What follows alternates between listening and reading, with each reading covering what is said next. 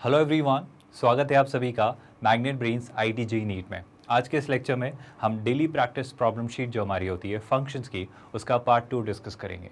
Part 1 में जहाँ तक हमने अभी तक सारे क्वेश्चंस या रादर कुछ क्वेश्चंस डिस्कस किए, अब पार्ट 2 में बचे हुए सारे क्वेश्चंस हम डिस्कस करेंगे। आई होप आपको समझ आ रहा है कि डीपीपीज काफ़ी ज़्यादा इंपॉर्टेंट होती हैं, क्योंकि जो भी कंसेप्ट आपको पढ़ाया जा रहा है, जो भी टॉपिक आपको पढ़ाया जा रहा है, उस टॉपिक को कंसोलिडेट करने के लिए कुछ सेलेक्टेड क्वेश्चंस डीपी में प्लान किए जाते हैं, जिनको डेलिबरेटली रखा जाता है ताकि वो जो कंसेप्ट्स आपको पढ़ाए गए हैं वो आपको और कंसोलिडेट हो जाएं और आपकी उस पर्टिकुलर टॉपिक पे आपकी कमांड और बेहतर डेवलप हो जाए। Not just that, please understand this thing very clearly and I'm really appreciating your enthusiasm and excitement जो आप कमेंट्स में दिखा रहे हैं कि आपको डीपीपीज और ज़्यादा जल्दी और ज़्यादा रेगुलर इंटरवल पे चाहिए। इनिशियली ये जो टॉपिक है सेट्स, रिलेशंस एंड फंक्शंस, ये एक फाउंडेशन, ये एक बेस वाला टॉपिक है जहाँ पे थ्योरी बहुत ज़्यादा है। तो फिलहाल अभी डीपीपीज की फ्रीक्वेंसी कम है, बट विद टाइम ग्रेजुअली आप खुद रियलाइज़ करेंगे कि डीपीपीज की फ्रीक्वेंसी बढ़ जाएगी और हम और बहुत ज़्यादा प्रैक्टिस करेंगे। और जब बात आती है प्रैक्टिस की, तो इस बात को हमेशा याद रखिए कि मैं इस बात को हमेशा से एम्फेसाइज कर रहा हूँ। जब हम कोई थ्योरी लेक्चर देख रहे हैं, जब हम कोई डीपीपी देख रहे हैं, या अभी कुछ समय में हम एमसीक्यूज करेंगे, या चैप्टर और आगे चलने वाला है, अभी तो काफ़ी सारे टॉपिक्स बचे हैं, इसमें काफ़ी सारे कंसेप्ट बचे हैं। फिर जब हम एमसीक्यू करेंगे, फिर हम जब पीवाईक्यू करेंगे, इन सारी चीज़ों के दौरान आप हमेशा ये बात इंश्योर करिए कि आप क्वेश्चंस पहले वीडियो पॉज करके खुद से अटेम्प्ट करिए और फिर उसका वीडियो सॉल्यूशन देखिए। यही हमारी सिंपल सी फिलॉसफी है, क्योंकि हम शुरू से इस बात को समझते आए हैं कि कोई चीज़ अगर सीखनी है तो खुद कर कर ही सीखनी होगी। मतलब अगर मैं कुछ करके दिखाऊं, डेमोन्स्ट्रेट करके, तो वो मेरी एबिलिटी है, उससे मेरी स्किल डेवलप हो रही है। अगर आपको अपना नैक डेवलप करना है मैथ्स में, तो आपको खुद से क्वेश्चंस ट्राई करने होंगे। तो इस बात को हमेशा याद रखिए। तो आई होप आप नोट्स बनाते चल रहे हैं, एक प्रॉपर नोट्स आप अपनी एक शीट में बना रहे हैं, एक बुक में बना रहे हैं, क्वेश्चंस अलग बुक में सॉल्व कर रहे हैं। ऑल्दो वो दोनों बुक ही काफ़ी इंपॉर्टेंट सी हैं, तो उन्हें खोइएगा मत, उन्हें संभाल के रखिएगा, क्योंकि जब आप फाइनली रिवाइज करेंगे, जब आप जेईई मेंस के एग्जाम से पहले क्रैश कोर्स और ये सब चल रहे होंगे, तो वो बुक आपकी काफ़ी काम आने वाली है, क्योंकि ये वो ज़रूरी क्वेश्चन है जिन्होंने आपका बेस डेवलप किया। और ये जेईई मेंस और एडवांस लेवल के ही क्वेश्चंस हैं। तो अगर आपको ये मुगालता है या कन्फ्यूजन है, या ये अजम्पशन क्लियर करना चाहते हो कि जेईई मेंस और एडवांस की तैयारी हो भी रही है नहीं, तो बेशक ये जेईई मेंस और एडवांस की ही तैयारी हो रही है, बट चूंकि हम बिल्कुल बेस से उठा रहे हैं, हम एकदम बेस से इस एजम्पशन पे काम करें कि अगर आप 11th-12th कहीं और से नहीं भी पढ़ रहे हो, तो ये चीज़ आपका 11th-12th जेईई मेंस और जेईई एडवांस सब कुछ करवा रहा है। I hope you are understanding it. हम हर चीज़ इंश्योर कर रहे हैं, और यही बेसिक सी फिलॉसफी है इस मैग्नेट ब्रेन्स के आईआईटी जेईई नीट मॉड्यूल की। तो चलिए आज का हमारा लेक्चर शुरू करते हैं। But before I start this lecture, I hope you no कि क्या क्या चीज़ें आईआईटी जेईई का जो मॉड्यूल है मैग्नेट ब्रेन्स का आपके लिए फ्री ऑफ कॉस्ट प्रोवाइड करता है। तो समझिएगा स्टूडेंट्स, सबसे ज़रूरी बात, हर चैप्टर के हर सब टॉपिक का एक प्रॉपर वीडियो एक्सप्लेनेशंस, और उन एक्सप्लेनेशंस में काफ़ी सारे इलस्ट्रेशंस और एग्जाम्पल्स रखे जाते हैं, ताकि हर कंसेप्ट अच्छे से उसकी एप्लीकेशन के साथ आपको सिखाया, समझाया और डेवलप करवाया जा सके। नॉट जस्ट दैट, हम इंश्योर करते हैं कि जब भी कोई कंसेप्ट कवर हो चुका होता है, जैसा कि अभी तक आप देखते ही आ रहे हैं, और ये डीपीपी जो है वही उसी का एग्जाम्पल है, कि हम हर कंसेप्ट की आपको डीपीपी भी प्रोवाइड करवाते हैं, जो कि आपको या तो www.magnetbrains.com पर मिल जाती है, उसी सेक्शन में आके, जो हम इस वीडियो लेक्चर के एंड में देखेंगे कि कहाँ से आप डीपीपी एक्सेस कर सकते हैं। अपार्ट फ्रॉम दैट, आप हमेशा इनको हमारे जो यूट्यूब पर वीडियोज़ अपलोडेड हैं उनके डिस्क्रिप्शन में भी पा सकते हैं, राइट। जब भी डीपीपी अपलोड होने वाली होती है, वहाँ डिस्क्रिप्शन में भी डीपीपीज़ की लिंक्स अपलोड होती हैं। Apart from that, not just that कि हम आपको डीपीपीज़ प्रोवाइड करवाते हैं, उन डीपीपीज़ के भी वीडियो सॉल्यूशंस या तो मैग्नेट ब्रेन्स या यूट्यूब चैनल हमारा जो है Magnet Brains IIT JEE NEET, वहाँ पर हमेशा वो वीडियो सॉल्यूशंस भी अपलोडेड होते हैं, और ये वही वीडियो सॉल्यूशन हम बना रहे हैं रादर, है ना। Apart from that, always understand, हम हमेशा इंश्योर करेंगे कि हर चैप्टर में हर बारीक से बारीक कंसेप्ट, हर डिटेल्ड कंसेप्ट, हर चीज़ आपको अच्छे से आए, इसलिए हम minimum by all means 500 questions तो हर चैप्टर पर प्रैक्टिस करेंगे। सो प्लीज़ अंडरस्टैंड दिस, हर चैप्टर पे मिनिमम 500 क्वेश्चंस की प्रैक्टिस अश्योर्ड है मैग्नेट ब्रेन्स की तरफ से आपके लिए। Apart from that, please understand, उन्हीं जो हम 500 क्वेश्चंस की प्रैक्टिस करेंगे, उन्हीं में इंक्लूडेड है काफ़ी सारे पीवाईक्यूज़, यानी पास्ट ईयर्स के क्वेश्चंस। तो हम इंश्योर करेंगे कि जेईई मेंस और जेईई एडवांस के पास्ट ईयर्स के क्वेश्चंस करें, क्योंकि एक बहुत अच्छी स्ट्रैटेजी है जो आपको समझने में हेल्प करती है एग्जाम का बिहेवियर, एग्जाम का पैटर्न। मतलब एग्जाम का नेचर अगर समझना है, तो एग्जाम्स के पास्ट ईयर्स के क्वेश्चंस देखो, आपको क्लियर होने लगेगा कि हाँ, ये किस आधार पर, किस बेसिस पर, किस मेंटालिटी या किस साइकी पर बेस्ड क्वेश्चंस बनाते हैं, मतलब उनका एक्चुअल माइंडसेट क्या होता है इन क्वेश्चंस को सेट करने का। तो वो आपको हमेशा पास्ट ईयर्स क्वेश्चन से ही समझ आएगा, और पास्ट ईयर्स क्वेश्चन से आप ये भी समझ पाएंगे कि जो हम पढ़ रहे हैं वो हमारे अलाइन में भी है या नहीं, मतलब अलाइनमेंट में है या नहीं, मतलब हम जो पढ़ रहे हैं वो जेईई मेंस और एडवांस की तैयारी के लिए सफिशिएंट है या नहीं। ये भी will make you realize and will actually prepare for it. Apart from that, of course, आपके डाउट्स तक एड्रेस होंगे। यानी ये जो वीडियोज़ आप देख रहे हैं इनके डिस्क्रिप्शन में अगर आप जाएंगे तो आपको दिखाई देगा आस्क मी योर डाउट। जब आप आस्क मी योर डाउट पर क्लिक करेंगे तो वहाँ पर एक लिंक से एक नया पेज ओपन होगा, उस पेज पर आप अपने सारे डाउट्स फॉरवर्ड कर सकते हैं। बट जब भी आप डाउट्स फॉरवर्ड करें तो प्लीज़ इंश्योर करिए कि जो टॉपिक्स चल रहे हैं, जो टॉपिक्स पढ़ लिए गए हैं, आप उन्हीं के डाउट्स फॉरवर्ड करें, क्योंकि ऑब्वियसली किसी और टॉपिक को जो अभी हमने पढ़ा ही नहीं है उसको डिस्कस करने का कोई पॉइंट नहीं है। So those doubts will get discarded basically. तो अभी फिलहाल हम रेलेवेंट कंटेम्प्रेरी सब्जेक्ट्स या टॉपिक्स के ही डाउट्स एड्रेस करेंगे, है ना। इट मेक्स नो पॉइंट कि हम कुछ और चीज़ें डिस्कस करें जो पढ़ी ही नहीं गई अभी तक। अपार्ट फ्रॉम दैट, हाँ, weekly test paper chapter wise, तो आप हमेशा याद रखिए कि आपके चैप्टर्स कंप्लीशन पर आपको चैप्टर्स के भी टेस्ट मिलेंगे, जिनको आप अटेम्प्ट करके अपनी चैप्टर की परफॉर्मेंस चेक कर सकते हैं कि आपकी चैप्टर की उस पर्टिकुलर चैप्टर की तैयारी कैसी है। मतलब आप एक्चुअली एनालाइज और एसेस कर पाओगे कि उस चैप्टर पे आपकी कमांड कितनी अच्छी है, और उससे हम पता कर सकते हैं कि चैप्टर को कितना अच्छे से पढ़ने की ज़रूरत है और इसमें और क्या करने की ज़रूरत है ना। Apart from that, please understand, हम टाइमली आते रहेंगे लाइव, और आपकी जो भी इश्यूज़ हैं, जो भी कंसर्न्स हैं, जो भी आपकी प्रॉब्लम्स हैं, जिस भी चीज़ को लेकर गाइडेंस या ये जो भी चीज़ें चाहिए वो भी हम टाइमली आपको प्रोवाइड करते रहेंगे। एंड यस, ऑफ कोर्स, ये बड़ी इंपॉर्टेंट सी चीज़ है स्टूडेंट्स की chapter wise one shot revision. तो ये सारी चीज़ें हो जाने के बाद भी हम इंश्योर करेंगे कि आपको एक chapter wise overall one shot video solution मिले। यानी हम इंश्योर करेंगे कि पूरा का पूरा चैप्टर एक ही वीडियो में एक बार फिर से पूरे तरीके से आपको रिवाइज करवा दिया जाए, ताकि अगर कुछ गलती से मिस हुआ हो तो वहाँ कवर हो जाए। इन येस, ऑफ कोर्स, हम इंश्योर करेंगे कि आपकी ऑनलाइन टेस्ट सीरीज़ भी हो, यानी आप एक्चुअल जेईई मॉक्स और जेईई एडवांस के मॉक्स दें, so that you can actually avail और स्ट्रेटेजाइज कि एग्ज़ाम को कैसे अटेम्प्ट करना है, एग्ज़ाम में चीज़ें कैसे लिखनी है, एग्ज़ाम को कैसे देकर आना है, वो चीज़ भी आप इन ऑनलाइन टेस्ट सीरीज़ के थ्रू बहुत अच्छे से वर्कआउट कर सकते हैं। आई होप आपको सारी चीज़ें क्लियर हुई कि मैग्नेट ब्रेन्स का IIT जेईई कोर्स मॉड्यूल आपके लिए क्या क्या लेकर आता है। चलिए विद दैट थोड़ा आगे बढ़ते हैं स्टूडेंट्स। फाइनली हम क्वेश्चन से शुरुआत करते हैं। पिछले 5 क्वेश्चन हमने DPP पार्ट 1 में डिस्कस किए। अब हम शुरुआत करेंगे क्वेश्चन नंबर 6 से। क्या कह रहा है, पहले क्वेश्चन समझने की कोशिश करते हैं। वो कह रहा है EIRO, well as per the protocol I just forgot. मैं पहले हटूंगा, आप वीडियो पॉज करेंगे, खुद से अटेम्प्ट करेंगे और फिर हम इसे साथ में डिस्कस करेंगे। आई होप आपने वीडियो पॉज करके खुद से ट्राई करने की कोशिश की। जल्दी से देखते हैं स्टूडेंट्स। वो कह रहा है EIRO, ये डिनोट करते हैं अलग अलग सेट्स को। तो वो सेट्स क्या हैं स्टूडेंट्स, वो समझते हैं। E जो है वो इक्विलैटरल ट्रायंगल है, ठीक है सर। सर जो E सेट है, that set denotes all the equilateral triangle, ठीक है सर। ये सारे हमारे इक्विलैटरल ट्रायंगल्स हैं। फिर आप क्या कह रहे हो, फिर हम कह रहे हैं यार अदर क्वेश्चन हमसे कह रहा है कि जो I सेट है, I सेट क्या डिफाइन करता है आइसोसेलेस ट्रायंगल्स, है ना। तो I डिफाइंस ऑल्सो आइसोसेलेस। अब आइसोसेलेस क्या होता है स्टूडेंट्स, आई होप बताने की जरूरत नहीं है। ऑल द इक्विलैटरल ट्रायंगल, जिनकी तीनों साइड्स, तीनों एंगल्स इक्वल, तीनों साइड्स इक्वल और तीनों एंगल्स होंगे 60 डिग्री। बेसिक सी बात है। आइसोसेलेस ट्रायंगल्स क्या, आइसोसेलेस मतलब कौन सा ट्रायंगल जिनकी मिनिमम 2 साइड्स इक्वल हो या एग्जैक्टली 2 साइड्स इक्वल हो। तीसरी साइड इक्वल हो या नहीं हो इस बात से फ़र्क नहीं पड़ता, बट कम से कम 2 साइड्स अगर इक्वल हैं तो ऐसे ट्रायंगल्स को हम, to be more specific, isosceles triangle कहते हैं। 2 और टाइप के आई थिंक ट्रायंगल की वो बात कर रहा है, एक है R और एक है O। R मतलब राइट एंगल ट्रायंगल और O मतलब ऑब्ट्यूज ट्रायंगल, है ना। तो R मतलब वो क्या कह रहे हैं क्लास, वो सारे ट्रायंगल्स जो राइट एंगल ट्रायंगल हैं। आई होप आपको पता है, जहाँ पर हम हमारी पाइथागोरस थ्योरम अप्लाई करते हैं, राइट। तो राइट एंगल ट्रायंगल मतलब एक एंगल उसका 90 डिग्री होगा, बाकी सब दोनों कॉम्प्लीमेंट्री होंगे एक दूसरे के। And apart from that O means obtuse angle triangle, मतलब एक ऐसा ट्रायंगल जिसमें एक एंगल 90 डिग्री से ज़्यादा है ना। तो तीनों तरह के हमारे पास ट्रायंगल्स हैं। अब वो क्या बोल रहा है, ऑप्शन बाय ऑप्शन पढ़ते हैं क्लास। पहला ऑप्शन ध्यान से सुनिएगा, वो कह रहा है R और E का इंटरसेक्शन 5 होगा। R और E का intersection, what is R students, R is all the right angle triangles and what is E? E is all the equilateral triangle। क्या कोई इक्विलैटरल ट्रायंगल ऐसा हो सकता है स्टूडेंट जो एक राइट एंगल ट्रायंगल भी हो? मतलब मैं देखना चाह रहा हूँ इन दोनों में कॉमन क्या है। सर मेरे ख्याल से अगर कोई इक्विलैटरल ट्रायंगल है तो उसमें सारे एंगल 60 डिग्री होते हैं, और अगर सारे ही एंगल 60 डिग्री हैं तो डेफिनेटली वो राइट एंगल ट्रायंगल कैसे बनेगा। यानी बिल्कुल ये बात सही है कि R और E का इंटरसेक्शन 5 होगा। तो पहली बात तो ये तय है कि सर हाँ बिल्कुल जो ये कह रहा है R और E का इंटरसेक्शन वो 5 होगा, बट क्या इस ऑप्शन में जो दूसरी बात कही गई है वो भी ट्रू है? जल्दी से वेरीफाई करते हैं। वो कह रहा है R और I का इंटरसेक्शन 5 नहीं होगा। By the way what is going to be R and I? Sir I होता है आइसोसेलेस ट्रायंगल, I होता है आइसोसेलेस ट्रायंगल और R होता है राइट एंगल ट्रायंगल। क्या कोई आइसोसेलेस राइट एंगल ट्रायंगल भी एग्जिस्ट करता है? To be very honest yes. समझो बात को, राइट एंगल आइसोसेलेस ट्रायंगल कैसे होते हैं आप याद करो। एक स्क्वायर है तो स्क्वायर का जो डायगोनल होगा वो राइट एंगल आइसोसेलेस ट्रायंगल ही तो बनाएगा। आप समझो एक स्क्वायर है तो ये साइड भी A होगी, ये साइड भी A होगी, तो ये डेफिनेटली A√2 हो जाता है। क्या आपको याद है? तो हाँ sir, right angle isosceles triangle exist करते हैं।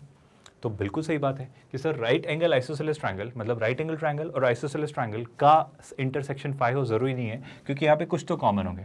तो टू बी वेरी ऑनेस्ट मेरे ख्याल से आंसर ऑप्शन ए है। और हमसे ये पूछा, I am really sorry, answer option A नहीं है, बस मैंने अभी जस्ट चेक किया। आप ये ध्यान रखिएगा, जनरली मैं गलती कर देता हूँ कि मैं पढ़ता नहीं हूँ कि नॉट ट्रू है। मतलब मेरे साथ एक प्रॉब्लम है कि मैं क्वेश्चंस पूरे ध्यान से नहीं पढ़ता हूँ, बस मैं थोड़ा सा पढ़ के सॉल्व करना शुरू कर देता हूँ, और इस वजह से मेरे काफ़ी सारे क्वेश्चंस गलत होते हैं। पर्सनल मेरी एक एडवाइस है कि आप क्वेश्चंस को ध्यान से पढ़िए। वो ये नॉट ट्रू ऐसा छुपा हुआ सा रहता है ना कि पता भी नहीं चलता और ऑप्शन नहीं मार्क करके मैं आगे बढ़ जाता अभी। तो आप प्लीज़ इस बात को समझिए कि आपको समझना होगा कि ऑप्शन ए सही है, लेकिन वो पूछ रहा है नॉट ट्रू, इसलिए ऑप्शन ए गलत है। आई होप आपको बात समझ आई। तो ऑप्शन ए गलत है। ऑप्शन बी समझते हैं स्टूडेंट्स। ऑप्शन बी में क्या कह रहा है वो? अच्छा, बाय द वे ये जो हमने डिस्कस किया ये क्या कि आर और आई का जो इंटरसेक्शन होगा वो सर फाई नहीं होगा, उसमें कुछ ना कुछ तो होंगे, जैसे ये वाला एक एग्जाम्पल हमने देखा, राइट। तो ये एक एग्जाम्पल यहाँ पे मौजूद होगा। चलिए आगे बढ़ते हैं स्टूडेंट्स। ऑप्शन बी अगर मैं देखना चाहूँ तो ऑप्शन बी में वो क्या कह रहा है, ध्यान से सुनेंगे। सर ई और ओ का इंटरसेक्शन फाई होगा। Now what is O? O is an obtuse angle triangle. और सर अगर एक ऑब्ट्यूज एंगल ट्रायंगल है तो ऑब्वियसली उसमें एक एंगल 90 डिग्री से ज़्यादा है। अब सर आप कह रहे हो इक्विलैटरल ट्रायंगल बनाओ, तो ऑब्ट्यूज एंगल ऑलरेडी 90 डिग्री से ज़्यादा है और इक्विलैटरल ट्रायंगल में तो सारे एंगल 60 डिग्री होते हैं। तो सर ये सारे 60 डिग्री और इसमें एक 90 से ज़्यादा, सवाल ही नहीं उठता है कुछ कॉमन होने का। क्या आप ये चीज़ें इमेजिन और विजुलाइज कर पा रहे हैं? ट्रायंगल्स की बेसिक सी अंडरस्टैंडिंग के बेसिस पे आप इस क्वेश्चन को बहुत इजीली क्रैक कर सकते हैं, आई बिलीव। तो मैं फाइनली कंक्लूड करूंगा कि डेफिनेटली ई और ओ का इंटरसेक्शन भी फाई होगा, यानी ऑप्शन बी में पहला पार्ट तो सही है। मतलब डेफिनेटली सर इक्विलैटरल ट्रायंगल और ऑब्ट्यूज एंगल ट्रायंगल में कुछ कॉमन नहीं है, सब फाई होगा, क्योंकि ये सारे 90 डिग्री से ज़्यादा है और यहाँ तो 60 डिग्री पे ही बात रुक जाती है ना। तो फाइनली ऑप्शन बी का पहला पार्ट बेशक सही है। ऑप्शन बी का दूसरा पार्ट वो क्या कह रहा है स्टूडेंट्स? ऑप्शन बी के दूसरे पार्ट में कह रहा है सर ओ का आई के साथ इंटरसेक्शन।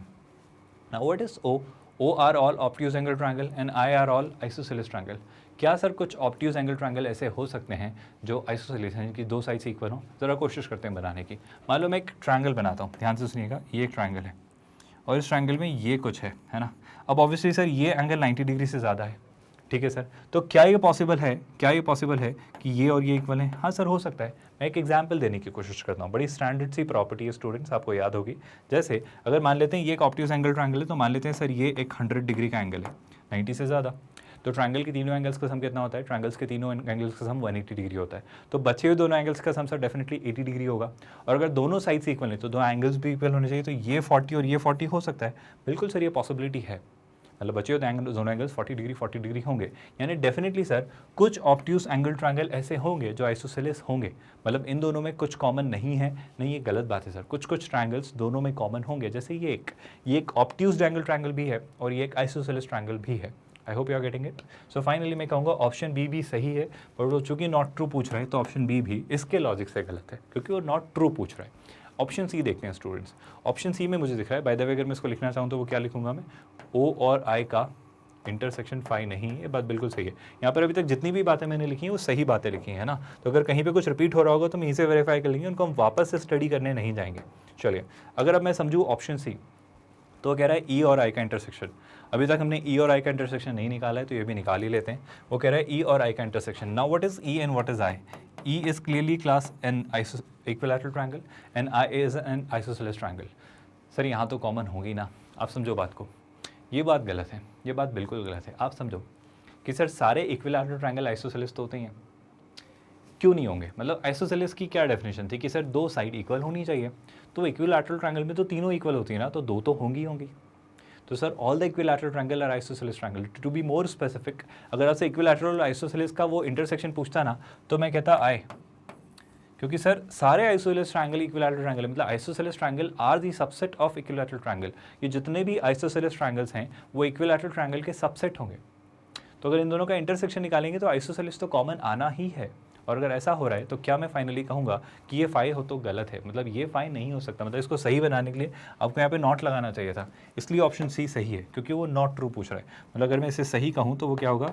ई और आई का इंटरसेक्शन हम ऑलरेडी डिस्कस कर चुके हैं, आई होता है तो वो फाई तो नहीं होगा। अच्छा ये भी चेक कर लेते हैं, यहाँ पे क्या लिखा हुआ है, ई और ओ का इंटरसेक्शन इज नॉट फाई, ये भी मेरे ख्याल से फाई ही है जहाँ तक मुझे दिख रहा है। तो देख लेते हैं क्लास यहाँ पे वो क्या कर रहा है, ई और O, what is O, obtuse angle, और ई इक्विलैटरल ट्रायंगल। ये तो सर ऑब्वियसली कॉमन नहीं आएगा, यहाँ पे क्यों कुछ कॉमन आएगा सर, ई इक्विलैटरल ट्रायंगल, ओ ऑब्ट्यूज एंगल ट्रायंगल, तो इन दोनों में तो डेफिनेटली कुछ कॉमन नहीं है, तो ये तो फाई के इक्वल होना चाहिए था, और ये कह रहा है वो फाई के इक्वल नहीं है, तो ये तो डेफिनेटली गलत बात है। वेल इनमें से एक ही गलत हो गया ना, तो पूरा का पूरा ऑप्शन गलत हो गया। लाइक सही भी होता तो भी वो ऑप्शन तो गलत ही है ना, क्योंकि दोनों का सही होना जरूरी है। ऑप्शन डी भी वेरीफाई कर लेते हैं स्टूडेंट्स। ऑप्शन डी में पहला वो ऑप्शन कह रहा है सर ई और आई का इंटरसेक्शन फाई नहीं होगा। ठीक है सर, ई क्या होता है अभी डिस्कस किया, ई और आई का इंटरसेक्शन, हाँ sir all the isosceles triangles हैं, तो वो फाई वैसे भी नहीं है, तो ये सही बात है।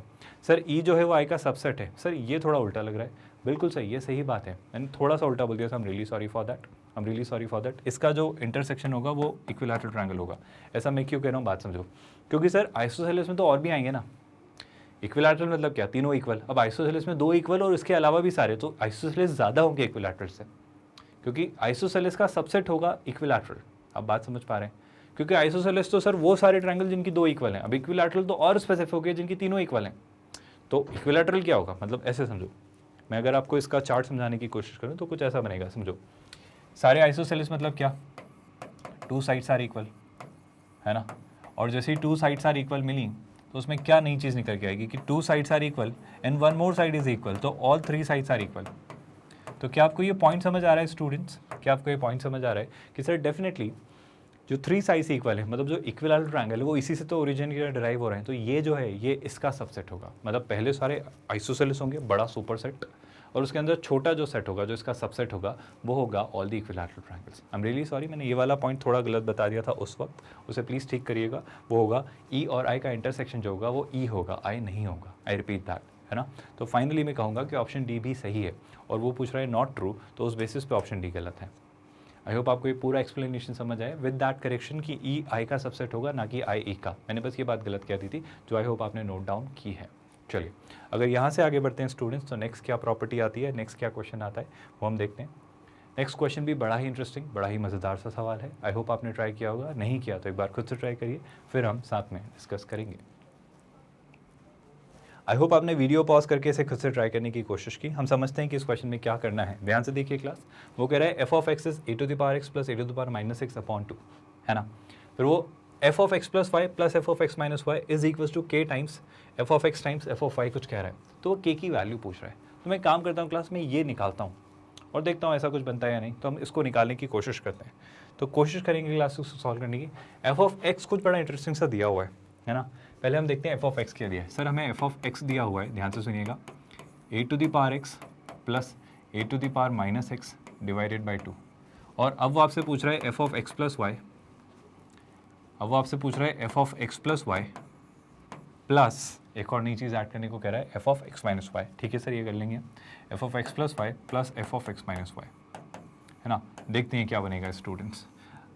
मैं इसे सिंप्लीफाई करने की कोशिश कर रहा हूँ। तो f of x plus y क्या हो जाएगा स्टूडेंट्स, ध्यान से देखो, वो हो जाएगा a to the power x plus y plus a to the power minus x minus y divided by 2 plus, ध्यान से सुनिएगा, ए टू द पावर, अब यहाँ पे क्या रख दूंगा, एक्स की जगह एक्स माइनस वाई और माइनस एक्स की जगह भी एक्स माइनस वाई, मतलब minus of x minus y, तो कितना हो जाएगा ए टू द पावर, पहले तो हम सीधा सीधा रख देंगे एक्स माइनस वाई और minus sorry plus a to the power minus x, तो एक्स माइनस वाई का नेगेटिव क्या हो जाएगा, y minus x, and this is also divided by 2। I hope यहाँ तक चीज़ें आपको स्मूथली समझ आ रही हैं और कोई भी कन्फ्यूजन नहीं है। अगर मैं इसे सिंप्लीफाई करूँ तो क्या मैं इसको कुछ ऐसा लिख सकता हूँ, ध्यान से सुनिएगा स्टूडेंट्स, मैं इसे यहाँ लिखता हूँ, एवरीवन प्लीज़ पे अटेंशन। इसे अब अगर मैं लिखना चाह रहा हूँ तो देखो ध्यान से, मैं काम करता हूँ, ध्यान से देखो, यहाँ पे माइनस एक्स दिख रहा है, यहाँ पे माइनस एक्स दिख रहा है, तो इसको एक तरफ रखते हैं, और जहाँ पे प्लस एक्स और प्लस एक्स दिख रहा है इसको एक तरफ रखते हैं। बाय द वे सबसे ज़रूरी बात कि 2 ओवरऑल कॉमन दिख रहा है, तो सबके डिवीजन में 2 तो मुझे दिख ही रहा है। आई होप ये भी आपको दिख रहा है। अब मैं ये कहना चाह रहा हूँ क्लास की a to the power x plus y और a to the power x minus y को मैं साथ रखता हूँ। ऐसा क्यों कर रहा हूँ समझिएगा, मैं लिख रहा हूँ ए टू द पावर, अच्छा a to the power x plus y को मैं ऐसा लिख सकता हूँ कि a to the power x into a to the power y. I hope we can write it like this.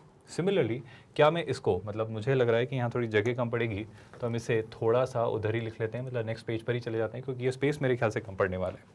तो मैं इसे नेक्स्ट पेज पर ही लिखेंगे क्लास, ध्यान से सुनिएगा। मैं क्या कर रहा हूँ, आई होप आपको ये प्रॉपर्टी पता है। प्रॉपर्टी क्या होती है स्टूडेंट्स, प्रॉपर्टी बड़ी इंटरेस्टिंग सी होती है, ध्यान से सुनिएगा। जैसे अगर मेरे पास लिखा हुआ है x to the power m plus n, तो ये कहाँ से बनती है? ये बनती है sir x to the power m into x to the power n। यानी हमने पढ़ा है कि अगर बेस सेम हो तो पावर्स ऐड हो जाती हैं। तो यहाँ पे पावर्स ऐड हो रही हैं तो बेस सेम होंगे, मतलब उसको मैं ऐसा लिख सकता हूँ। तो मैं इसको ऐसा डिवाइड करके ऐसा ऐसा लिख रहा हूँ, सेकंड जो हमने लिखा है ना। तो क्या लिखेंगे class? A to the power x plus y को मैं क्या लिखूंगा, ध्यान से सुनिएगा, मैं लिखूंगा a to the power x plus y को a to the power x into a to the power y, right. मैं लिखूंगा a to the power x into a to the power y. आगे सुनिएगा क्लास, मैं इसके साथ जो next term लिख रहा हूँ वो इसको उठा के ले आ रहा हूँ। तो उसके लिखूंगा a to the power x into a to the power minus y. I hope यहाँ तक कोई कन्फ्यूजन नहीं है। तो मैं इसे लिखूंगा a to the power x into a to the power minus y plus next term देखिएगा क्लास क्या लिख रहा हूँ। नेक्स्ट टर्म में मेरे पास स्टूडेंट्स दिख रहा है ये, तो माइनस एक्स और माइनस एक्स वाली टर्म्स एक साथ रख रहा हूँ। ध्यान से देखना, ये हो जाएगा a to the power minus x into a to the power minus y. तो ये क्या हो जाएगा? A to the power minus x into a to the power minus y. और फाइनली एक और टर्म जो बच के आ रही है वो क्या हो रही है क्लास? ये, जो कि होगी a to the power minus x into a to the power y, है ना। तो ये क्या हो जाएगी? ध्यान से देखिए, ये हो जाएगी a to the power minus x into a to the power y. और इस पूरे एक्सप्रेशन के डिवीजन में 2 कॉमन आ जाएगा, क्योंकि दोनों के ही डिनोमिनेटर में 2 था, तो एलसीएम भी 2 ही होगा। अब ज़रा सोच के देखिए स्टूडेंट्स, मुझे जो दिख रहा है वो ये कि अगर मैं यहाँ से a to the power x और a to the power x common लेता हूँ तो मुझे क्या दिखेगा? ध्यान से देखिए, ये देखिएगा a to the power x common लिया तो बच क्या रहा है स्टूडेंट्स? वो बच रहा है a to the power y plus a to the power minus y. अच्छा, बढ़िया, अच्छी बात है सर। सर क्या मैं similarly a to the power x यहाँ से भी कॉमन ले सकता हूँ? बट यहाँ से मैं a to the power minus x common ले रहा हूँ।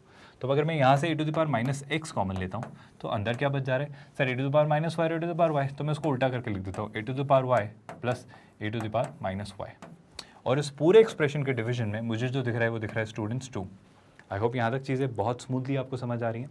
अच्छा, अब सर थोड़ा और आगे बढ़ते हैं और नई चीज़ें करने की कोशिश करते हैं। तो मुझे ये दिख रहा है, ध्यान से देखिए, ये टर्म और ये टर्म ओवरऑल कॉमन आ सकती है। तो फाइनली मैं क्या लिख रहा हूँ? ध्यान से सुनिएगा, एक फैक्टर जो बन रहा है वो दिख रहा है sir a to the power y plus a to the power minus y, है ना। और एक फैक्टर ऑब्वियसली क्या बन रहा है? A to the power x plus a to the power minus x. तो जो एक और फैक्टर बन रहा है वो क्या दिख रहा है class? A to the power x plus a to the power minus x. और इस पूरे के डिवीजन में 2 था, इस पूरे के डिवीजन में 2 था, तो वो 2 मैं यहाँ लिख देता हूँ। और मैं एक काम करता हूँ, मैं 2 से मल्टीप्लाई और 2 से डिवाइड कर देता हूँ। तो इसको 2 से मल्टीप्लाई और 2 से डिवाइड कर देता हूँ। क्या आपको कुछ दिखना शुरू हुआ? ये वही एक्सप्रेशन है जो हम सॉल्व करते आ रहे हैं। बट अगर अब मैं इसे ध्यान से देखूँ तो मुझे दिख रहा है सर कि आपने जो परिभाषा बताई थी एफ ऑफ एक्स की परिभाषा क्या थी? A to the power x plus a to the power minus x divided by 2। अगर मैं इसी डेफिनेशन को फॉलो करता हूँ स्टूडेंट्स, तो यही डेफिनेशन फॉलो करते हुए ये क्या बन जा रहा है? ये बन जा रहा है आपका एफ ऑफ एक्स। तो हो जा रहा है 2 टाइम्स, ये हो जा रहा है 2 टाइम्स। ये पूरा एक्सप्रेशन क्या हो जा रहा है? F of x. और ये पूरा एक्सप्रेशन क्या हो जा रहा है स्टूडेंट्स? ये पूरा एक्सप्रेशन हो जा रहा है एफ ऑफ वाई। तो वो यही तो कह रहा था कि सर अगर आप इसे सॉल्व करेंगे, कि सर अगर आप इसे सॉल्व करेंगे, किसे सॉल्व करेंगे? F of x plus y plus f of x minus y. तो ये किसके इक्वल आएगा? K times f of x plus f of x dot f of y. ये कुछ इसके इक्वल आएगा। तो हाँ सर, ऐसा कुछ तो मेरा बन रहा है, ऐसा कुछ तो बन रहा है। मतलब अगर मैं इसे कंपेयर करूँ k times f of x f of y से, तो आई थिंक हाँ मैं फाइनली प्रेडिक्ट कर पा रहा हूँ कि जो आपने रिजल्ट दिया और जो मेरा रिजल्ट है वो सेम है, एक्सेप्ट दिस पार्ट की जो के है वो हमारा 2 है और उनका के है। और यही वैल्यू वो पूछना चाह रहा है कि के की वैल्यू क्या होगी। तो अगर मैं के की वैल्यू निकालना चाहूँ तो मुझे के की वैल्यू सीधे सीधे सर 2 दिख रही है, यानी ऑप्शन ए। क्या आपको समझ आया? एक सोल्यूशन, आसान सा ईजी सा क्वेश्चन था जो बहुत ईजिली हम वर्कआउट कर सकते थे। और अगर यहाँ तक क्लियर हो रहा है तो नेक्स्ट क्वेश्चन की तरफ आगे बढ़ेंगे स्टूडेंट्स। नेक्स्ट क्वेश्चन क्या दिया जा रहा है? ध्यान से सुनिएगा। नेक्स्ट क्वेश्चन है बड़ा इंटरेस्टिंग सा। अगेन आप पहले खुद से ट्राई करिए, फिर हम इसे साथ में डिस्कस करेंगे।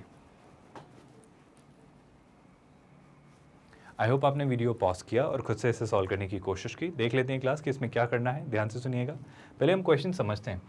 वो कह रहा है f of x x mod x के इक्वल है। अच्छी बात है सर। और कह रहा है जी ऑफ एक्स जो है वो है under root of mod of x. फिर वो नंबर ऑफ एलिमेंट्स पूछ रहा है किसमें, कि एफ ऑफ एक्स और जी ऑफ एक्स में इक्वल क्या होगा। तो ठीक है सर, कोशिश करते हैं इस क्वेश्चन को क्रैक करने की। मैं काम करता हूँ सर कि जो ये कह रहा है वही करते हैं, पर पहले मैं देखता हूँ एफ ऑफ एक्स क्या था। सर एफ ऑफ एक्स था एक्स मॉड एक्स। तो आपके अकॉर्डिंग जो एफ ऑफ एक्स था वो था सर एक्स मॉड एक्स। और जी ऑफ एक्स क्या था स्टूडेंट्स? अगर आप जी ऑफ एक्स याद करें तो वो था under root of mod of x. Sir g of x था under root of mod of x. तो ये 2 चीज़ें थी हमारे पास। और वो कह रहा है एक्स की वो सारी वैल्यूज़ पता करिए जहाँ पर एफ ऑफ एक्स और जी ऑफ एक्स इक्वल हो। तो मैंने दोनों को इक्वल रख दिया, सॉल्व करेंगे और इक्वेशन में एक्स की वैल्यू पता करेंगे। वो पूछ रहा है कि उसमें कितने एलिमेंट्स हैं, मतलब कितनी ऐसी वैल्यूज़ हैं जो उसको सेटिस्फाई कर रही हैं। ठीक है, आई होप आपको क्वेश्चन समझ आए। तो देखते हैं स्टूडेंट्स की कितनी ऐसी वैल्यूज़ हैं जो उसको सेटिस्फाई कर सकती हैं। मेरा पहला थॉट तो ये होगा कि सर एक काम करते हैं, दो सिनेरियोज में इसको डिवाइड करते हैं। दो सिनेरियोज में ऐसे डिवाइड कर लेते हैं सर कि एक सिनेरियो वो ले लेते हैं जब x greater than equal to 0 है, और एक सिनेरियो वो ले लेते हैं जब x लेस देन 0 है। आई होप आपको मेरा पॉइंट समझ आ रहा है। मेरा पॉइंट बड़ा आसान सा स्टूडेंट्स, पॉइंट ये है कि सर ऑब्वियसली जब भी मॉड x दिखता है तो आप हमेशा मॉड x को पार्ट्स में डिवाइड करिए।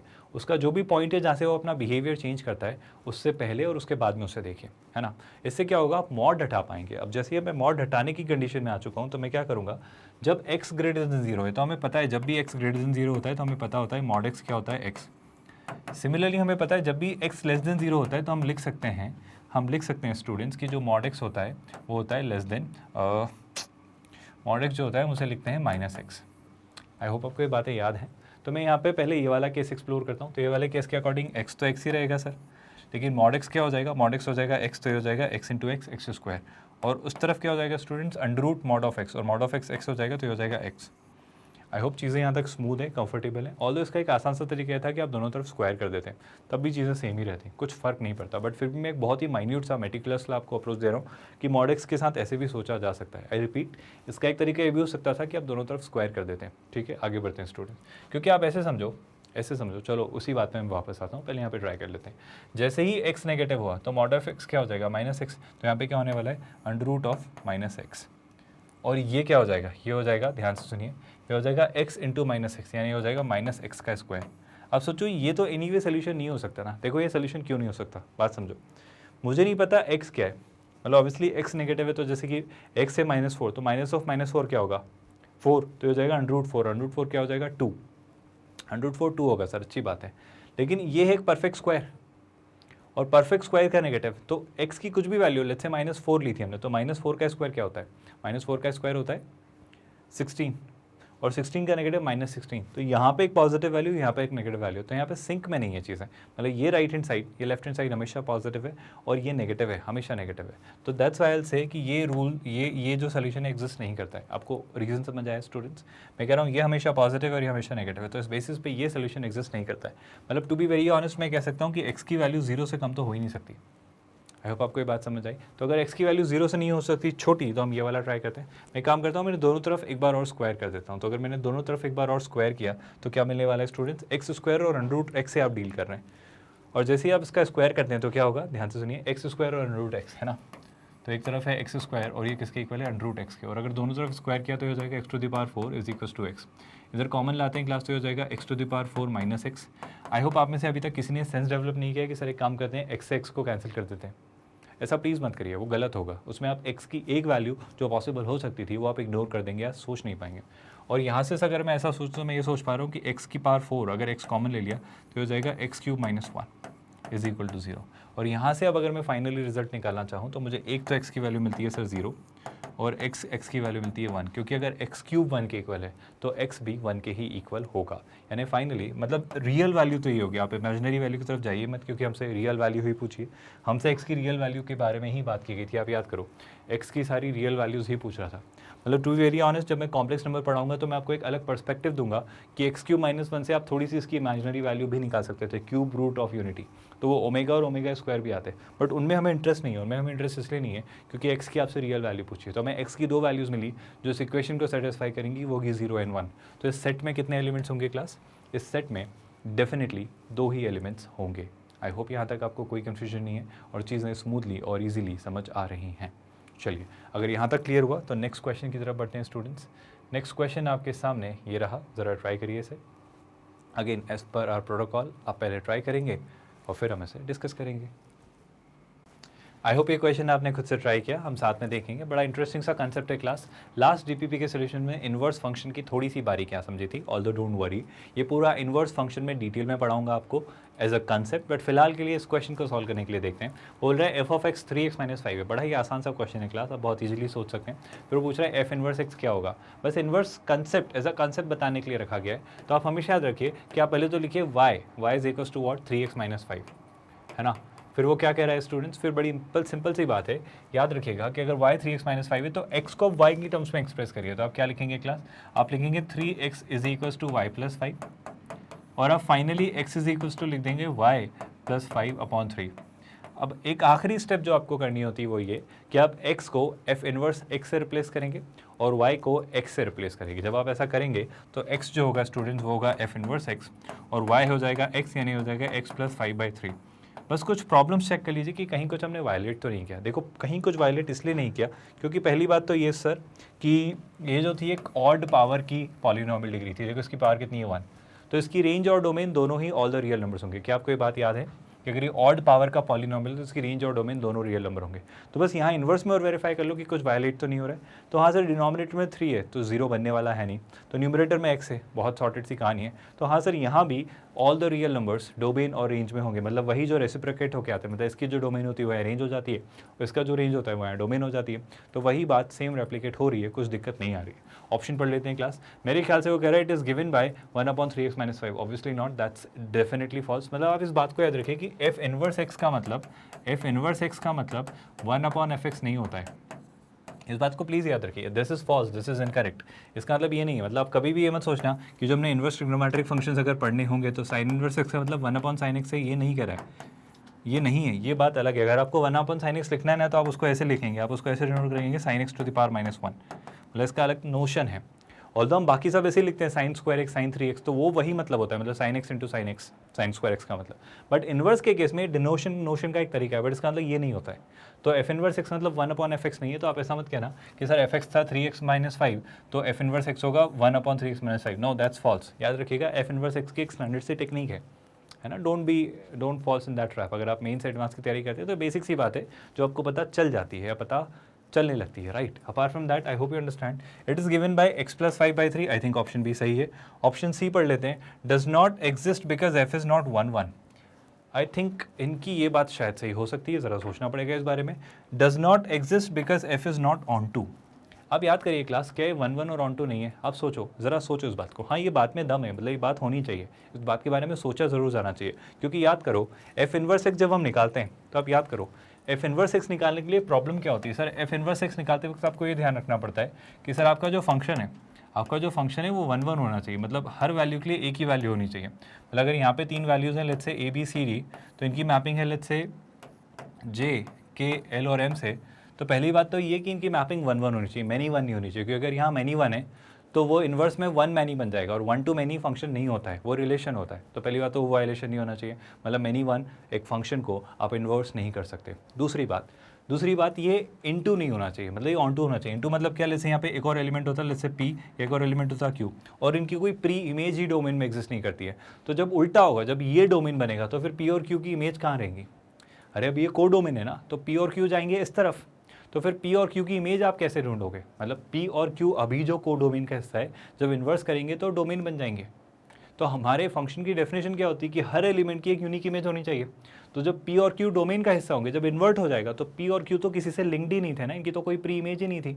तो जब p और q डोमेन में जाएंगे तो इनकी इमेज कहाँ मिलेगी? ये रेंज में किससे एसोसिएटेड होंगे? ये किसी से भी एसोसिएटेड नहीं होंगे।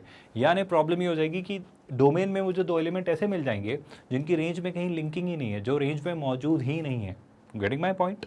तो अगर उनकी इमेज नहीं है मतलब फंक्शन की डेफिनेशन का वायलेशन हो जाएगा। मतलब आप हमेशा याद रखिए किसी भी फंक्शन का इन्वर्स तभी एग्जिस्ट करता है जब वो 2 कंडीशंस फुलफिल करे। कैसी 2 कंडीशन स्टूडेंट्स? पहली बात तो वो 1/1 हो, दूसरी बात वो ऑन टू हो। बाय द वे घबराना मत, ये 1/1 और ऑन टू क्या होता है ये भी हम पढ़ेंगे। जब हम टाइप्स ऑफ फंक्शंस पढ़ेंगे तो हम even function, odd function, periodic function, increasing, decreasing, ये सब तरह के फंक्शंस पढ़ेंगे। तो मैं सारी चीज़ें डिटेल पढ़ाऊंगा। तो मैं 1/1, ऑन टू, इनटू, मैनी 1 ये सब पढ़ाऊंगा। सर्जेक्टिव, बाइजेक्टिव, इंजेक्टिव सब पढ़ाऊंगा। तो वो यही बात यहाँ पे कहना चाह रहा है कि वो क्या कह रहा है? वो कह रहा है ये एग्जिस्ट नहीं करता क्योंकि f11 नहीं है। सर f11 है क्योंकि f एक स्ट्रेट लाइन है, 3x - 5 is a straight line. मतलब अगर आप f(x) का ग्राफ प्लॉट करेंगे तो f(x) का ग्राफ कुछ ऐसा बनेगा। मतलब मैं एक अप्रॉक्सीमेटेड आइडिया दे रहा हूँ, 3x - 5 है ना, तो अगर x की वैल्यू 0 ले ले तो ये -2 हो जाता है, यानी 0 - 2 कहीं यहाँ। और अगर y की वैल्यू 0 ले लें तो ये हो जाता है 5/3, यानी y की वैल्यू 0 लिया तो 5/3 कुछ ऐसा। तो ये स्ट्रेट लाइन कुछ 3x है ना, ऐसा तो मैं उल्टा ये यहाँ पे नहीं होगा, यहाँ पे होगा। मतलब मैं एक अप्रॉक्सीमेटेड सा आइडिया दे रहा हूँ कि ये स्ट्रेट लाइन कुछ ऐसी बनेगी। ऑल्दो आप सीख लेंगे कि ऐसी क्यों बनेगी, हम सीखेंगे जब कोऑर्डिनेट ज्योमेट्री पढ़ेंगे।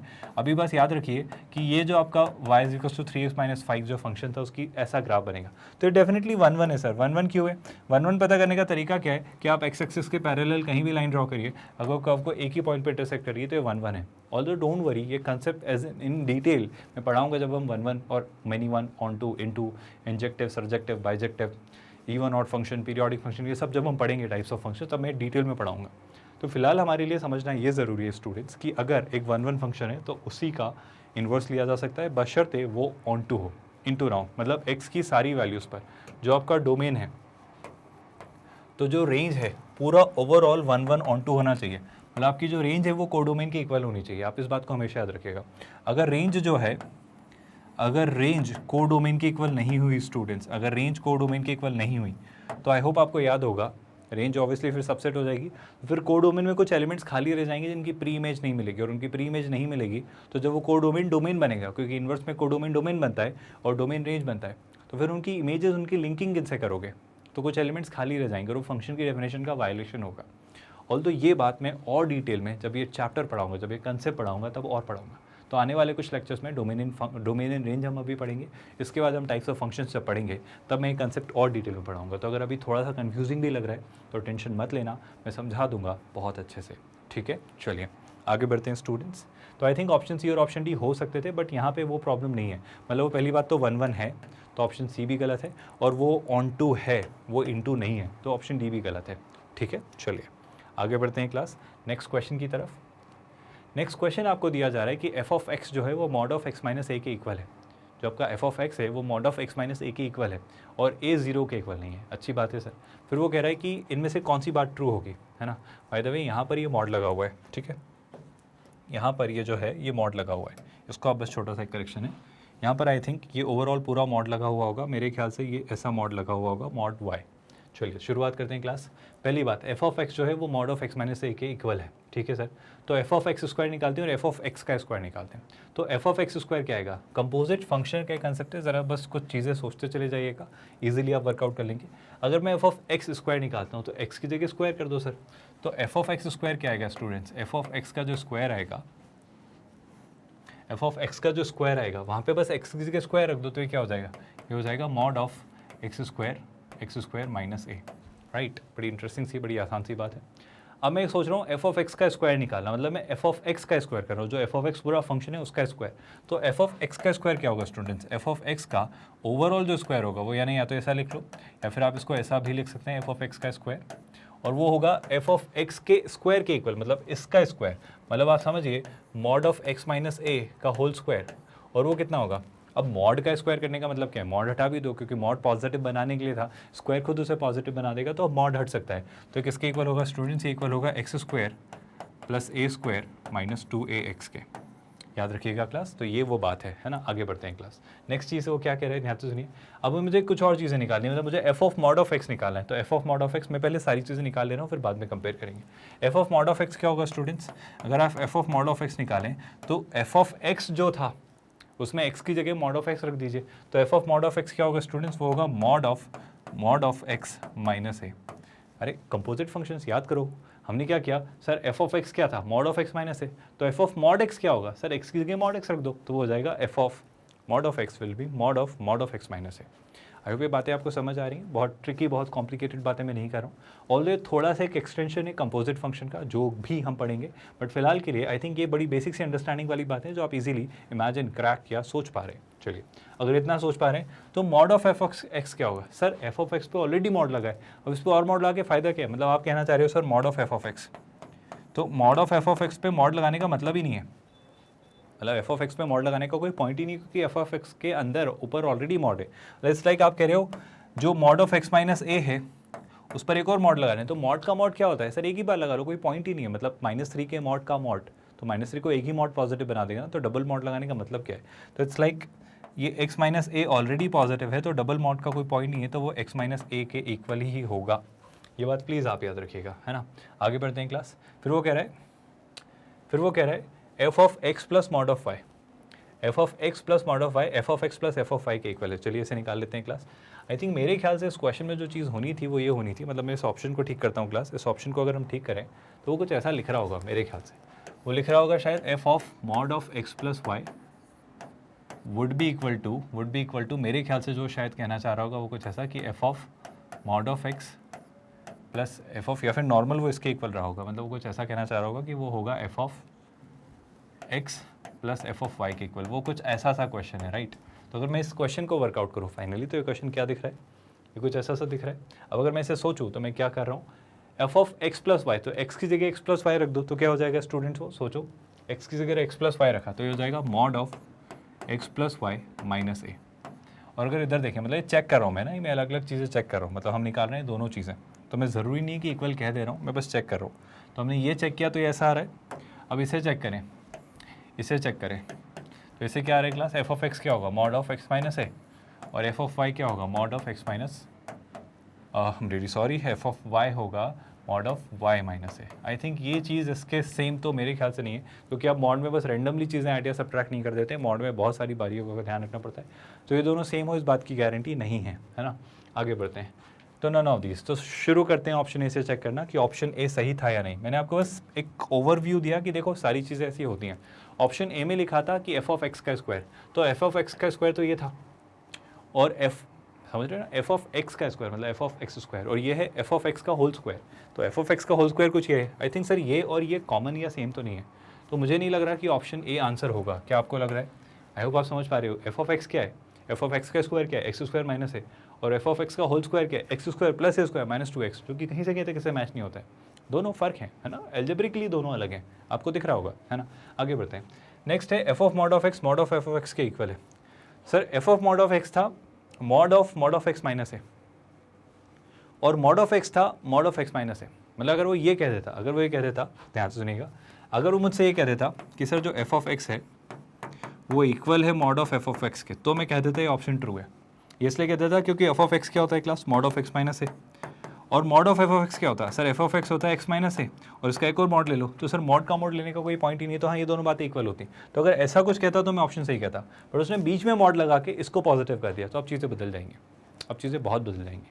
तो आप प्लीज़ इस बात को समझिए कि f of mod of x और mod of f of x equal नहीं है, और अगर ये भी इक्वल नहीं है तो ऑप्शन बी तो बिल्कुल ही सही नहीं है। ऑप्शन सी का तो सही होने का सवाल ही नहीं उठता। हमने डिस्कस किया सर ये दो वैल्यूज़ को ऐड करके एक सब्ट्रैक्ट कर रहे हो, यहाँ पे इसको सब्ट्रैक्ट कर रहे हो, उसको सब्ट्रैक्ट कर रहे हो, फिर ऐड कर रहे हो, ये अलग अलग बातें हैं। ऑब्वियसली यहाँ पे ए एक बार सब्ट्रैक्ट हो रहा है, यहाँ पे ए दो बार सब्ट्रैक्ट हो रहा है, और वो भी अलग अलग वैल्यूज़ के साथ। तो कहानी बहुत अलग है ना, और कहानी अलग है तो ऑप्शन सी भी बिल्कुल सही नहीं है। तो आप कहेंगे ऑप्शन सी भी गलत है, तो फाइनली आप मार्क करेंगे ऑप्शन डी। और ऑप्शन डी में अगर शायद ये दिया होता ना तो मैं डेफिनेटली ऑप्शन डी में मार्क करता।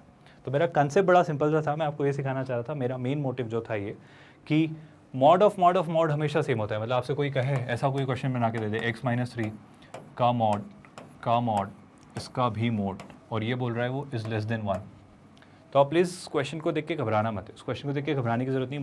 मॉड इतने सारे मॉड लगाने का मतलब नहीं है, बस एक ही मॉड बना लो। तो आप मॉड ऑफ एक्स माइनस 3 का मॉड जो ले रहे हो, इसको सिंपल करके बस इतना लिख सकते हो, mod of x minus 3 is less than 1।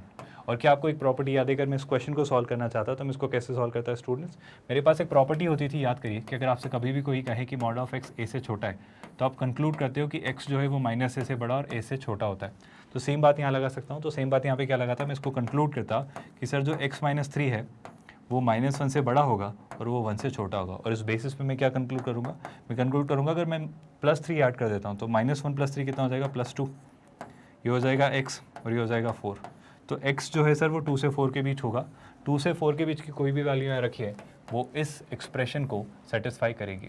तो मैं बस सिंपल सी बात कहना चाह रहा हूँ, मॉड लगाने का कोई पॉइंट ही नहीं है, क्योंकि आप मॉड लगा के डरा सकते हो बट वो इतना ही काफ़ी है। आई होप मॉड की स्टैंडर्ड सी प्रॉपर्टी आपको याद रहेगी, जिस पर बेस्ड ये क्वेश्चन था, जिसके थ्रू मैं आपको रियलाइज़ करवाना चाह रहा था कि मॉड कैसे बिहेव करता है। चलिए आगे बढ़ते हैं स्टूडेंट्स। अगर यहाँ तक चीज़ें समझ आई हैं तो ध्यान से देखिएगा। अब वो आगे क्या कह रहा है, आगे कुछ नहीं कह रहा है। तो फाइनली हम पहुँच चुके हैं हमारी फाइनल स्लाइड पर। मैं आपको बता देता हूँ कि आपको DPP कहाँ मिलती है। कुछ स्टूडेंट्स लिख रहे हैं कि DPP कैसे सर्च करें, और एक्सेस वैक्सेस का तो कोई लफड़ा ही नहीं है। मतलब आपको DPP ईजिली मिल जाएगी। कैसे, देखो आपको जाना है www.magnetbrains.com पर। ये सबसे सॉर्टेड सा तरीका है, इससे आप आसानी से एक्सेस कर सकते हो। ऑल्दो इनका एप्लीकेशन भी है, तो आप एप्लीकेशन भी डाउनलोड कर सकते हैं। तो आपको मैग्नेट ब्रेन्स की वेबसाइट मिल जाएगी। आई होप आपको ये पता है कि ये इंडिया का number 1 100% quality free online education platform है, मतलब free plus quality, that is what we ensure, है ना। अपार्ट फ्रॉम दैट, मतलब वो आप फील भी कर रहे होंगे ऑब्वियसली, अपार्ट फ्रॉम दैट यहाँ पे सब कुछ है, मतलब everything we are provided it free of cost, मतलब there are no subscription, there is no subscription charge, मतलब K-12, 6-12, NTSE, olympiad, IIT JEE, NEET, CUET, spoken English and what not. आप अगर स्क्रॉल डाउन करेंगे तो यहाँ पे और भी बहुत सारे आपको प्रोग्राम सेक्शंस और सेगमेंट मिलेंगे, right. And yes of course, जब आप IIT JEE पर क्लिक करेंगे तो आपके सारे सब्जेक्ट वाइज सब कुछ चैप्टर प्रॉपर्ली ऑर्गेनाइज्ड और सिस्टमैटिक दिखेंगे। फॉर एग्जाम्पल, अगर आप मैथ्स के सेक्शन पर जाके वॉच नाउ पर क्लिक करते हैं तो पूरा मैथ्स का सेक्शन ओवरऑल ओपन हो जाएगा और आपको पता होगा कि हम क्या सारी चीज़ें आपको प्रोवाइड करवा रहे हैं, कितना कुछ आपके लिए दिया जा रहा है। And I hope you know the most important thing that it is absolutely 100% free education platform. And yes, we are ensuring कि इंडिया के टॉप टीचर्स आपको पढ़ाएं, मतलब बेस्ट क्वालिटी एजुकेशन आपको प्रोवाइड करवाई जाए। Not just that, please understand, जब भी आप किसी भी वीडियो पर किसी भी सब्जेक्ट के किसी भी चैप्टर पे जाके क्लिक करेंगे तो उस चैप्टर का पूरा बार ओपन हो जाएगा, उसमें आपको सारे चैप्टर्स मिलेंगे। मतलब यहाँ जब आप क्लिक करेंगे ना, तो यहाँ तो अभी एक दिख रहा है, ये जब ये प्लस साइन बना हो देखिएगा, इसको जैसे ही क्लिक करोगे तो पूरा टैब ड्रॉप डाउन खुलेगा। यहाँ पे आपको सारे लेक्चर्स, सारे थ्योरी लेक्चर्स, सारी DPP, उनके PDFs, उनके वीडियो सॉल्यूशन, PYQ, MCQ, सब कुछ यहाँ मिलेगा। तो आप यहीं पर वॉच नाउ पर क्लिक करिए और वॉच नाउ पर क्लिक करके आपको वही वीडियो यहीं पर ओपन हो जाएगा। फुल स्क्रीन पर देखिए, आराम से अच्छे से समझिए। एक तरीका। दूसरा तरीका, अगर ये नहीं जमता है तो आप यूट्यूब पर जाइए। यूट्यूब पर there is this channel Magnet Brains IIT JEE NEET, आप वहाँ भी जाकर सारी चीज़ें फ्री ऑफ कॉस्ट एक्सेस कर सकते हैं। वहाँ भी सेम सारी चीज़ें हैं, बस वहाँ डिस्क्रिप्शन में चीज़ें होंगी, जैसे DPP का लिंक वीडियोस के डिस्क्रिप्शन में होगा, तो वहाँ आप सर्च कर सकते हैं। वेल एनीवे, ये बड़ा सिस्टमैटिकली ऑर्गेनाइज्ड एप्लीकेशन है या प्लेटफॉर्म है जहाँ पर आप चीज़ें ईजिली एक्सेस कर सकते हैं, राइट। इनका एंड्रॉयड एप्लीकेशन भी है, तो वो भी आप डाउनलोड करके चीज़ें समझ सकते हैं।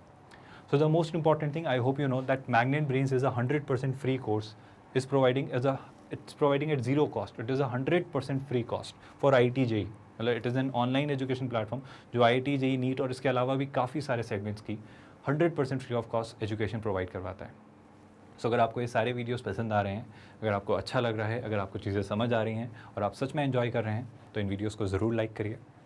नेक्स्ट इंपॉर्टेंट थिंग कि आप प्लीज़ इस बात को समझिए कि अगर आपको कभी भी अपडेटेड रहना है, जो भी नई नई एक्टिविटीज़ हो रही हैं, जो भी चैनल पर या वेबसाइट पर हो रहा है, कुछ भी नए नए अपडेट्स आपको मिलते रहना चाहिए, तो इस चैनल को आप प्लीज़ सब्सक्राइब करके रखिए। आपको हर चीज़ पता चलती रहेगी टाइमली। हम लाइव भी जब भी आते हैं तो आपको पता चलता रहेगा कि देखो ये कुछ नया प्लान हो रहा है, ये कुछ नया लॉन्च हो रहा है, ऐसी कुछ चीज़ें हो रही हैं, तो वो सब कुछ आपको सब्सक्राइब करने से हमेशा पता चलती रहेंगी।